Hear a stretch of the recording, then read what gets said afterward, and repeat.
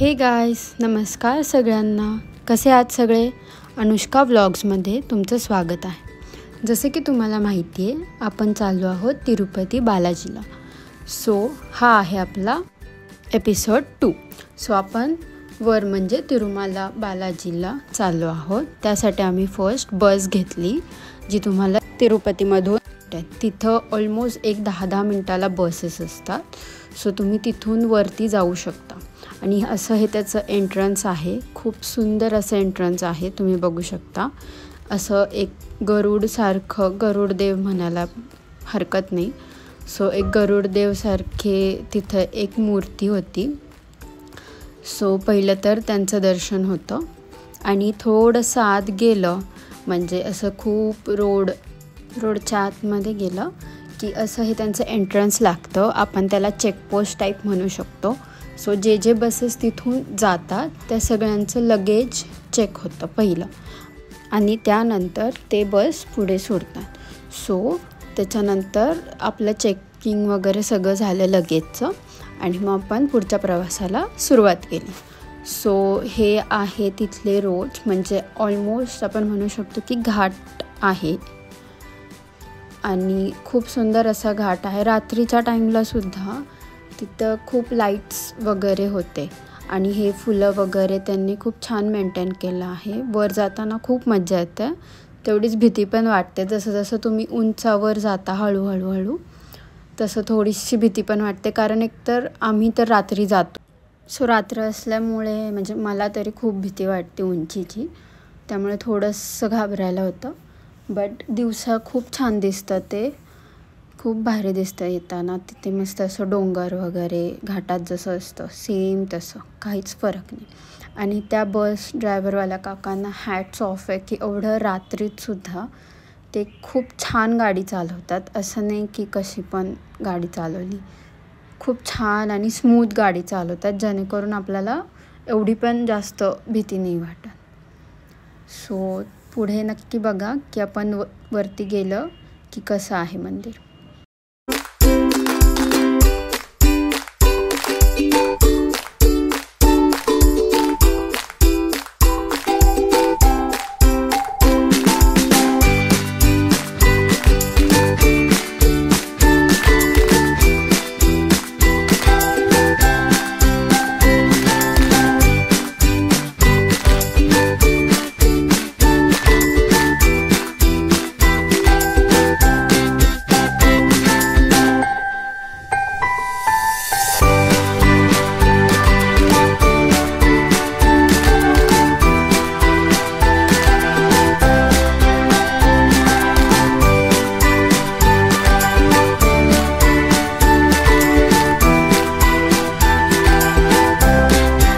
Guys, आपण आता पोहोचत आहोत वरती.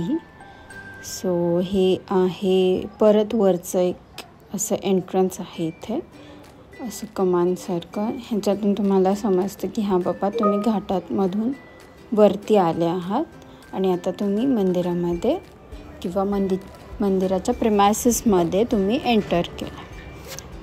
हे पहिलं तर तिथंच एंट्रन्ससारखं आहे, आणि हे ड्रायव्हर काका आपल्याला आता तिथल्या बस स्टॉपवर सोडणार आहे. परत तिथून बस स्टॉपवर जरी सोडलं तरी असं नाही आहे की वॉकिंग डिस्टन्सवर आहे.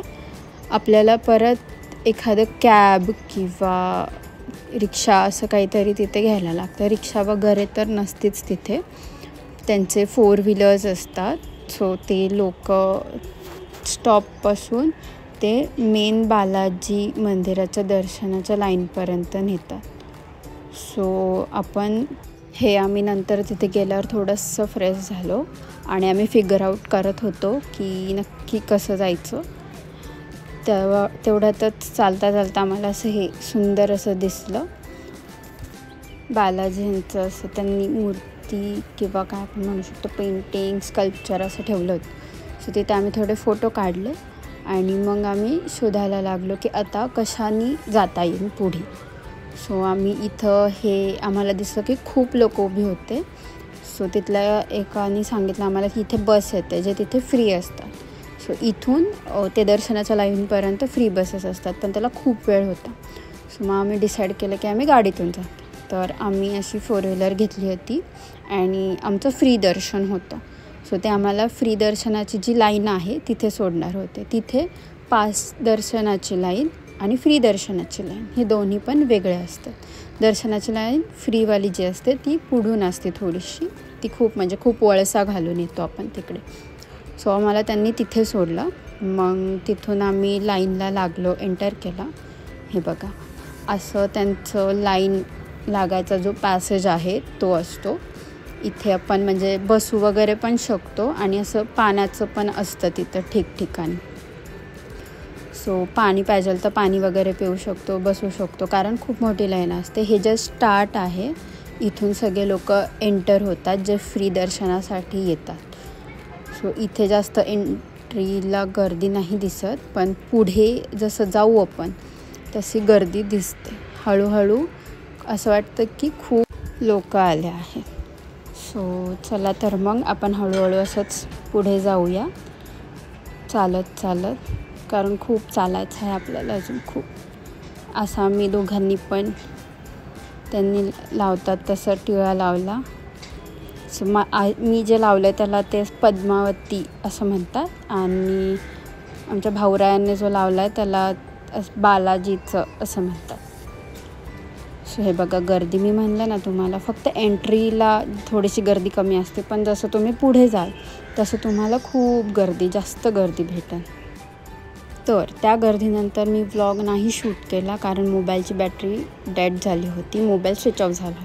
आणि हे आम्ही 18 तासाच्या दर्शनानंतर बाहेर आलो आहोत. 18 तास म्हणजे पूर्ण एक दिवस. आम्ही रात्री 11ला गेलो होतो दर्शनाला आणि दुसऱ्या दिवशी संध्याकाळी 8 वाजता बाहेर आलो, कारण तिथं होळी होती. सो होळीची पूजा वगैरे चालू होती तिथं. सो खूप हेक्टिक झालं आम्हाला, खूपच जास्त वेळ लागला. हे तुम्ही गर्दी बघू शकता. ह्या गर्दीतून कळेनच तुम्हाला की केवढे लोक होती आणि त्यासाठी केवढे आम्हाला वेळ लागला दर्शनासाठी.